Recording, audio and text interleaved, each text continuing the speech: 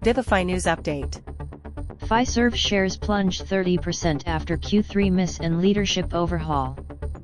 Fiserv Fi stock dropped nearly 30% after missing Q3 earnings expectations and cutting its 2025 EPS guidance to 8.50-8.60 from 10.15-10.30. The fintech giant reported adjusted EPS of 2.04, well below estimates, alongside slowing revenue growth and rising costs.